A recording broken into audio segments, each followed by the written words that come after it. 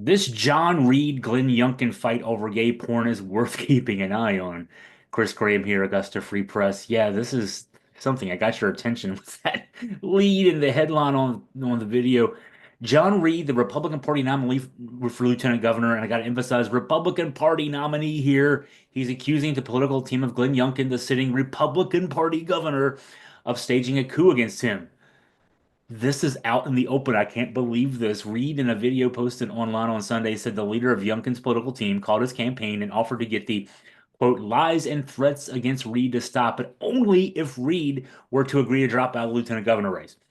This is extortion, Reid said, and it's illegal in Virginia. He went on to say that he would pursue all legal options against the Youngkin team. I'm not sure what his legal options would be, but you got to say that kind of thing.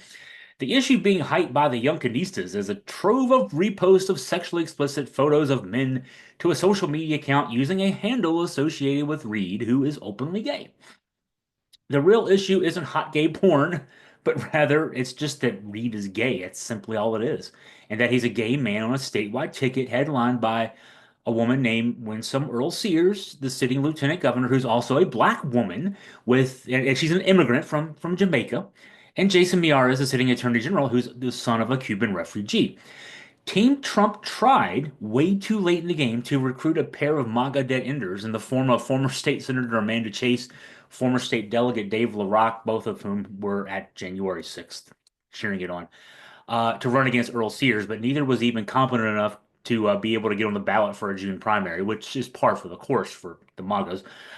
Reid, meanwhile, seemed to have been boxed in by the candidacy of Pat Harity, a Republican member of the Fairfax County Board of Supervisors. Harity was the clear party favorite, and he had the huge advantage in fundraising that goes in line with being the party's favorite. But he had to step aside due to complications from heart surgery that he had to undergo last month. So now Republicans have a statewide ticket with an immigrant black woman, a gay man, and a Latino as what they're going to throw out there in front of the red meat MAGA base to ignore for the next 6 months, because that's what they're going to do. Now, me personally, I don't get what John Reid thinks he's getting out of having to go down in resounding defeat, except that, when you think about it, he's a talk radio host. What he's really looking for out of all this is just fodder for years of being able to play the victim for his listeners. And now he's got even more to play the victim to.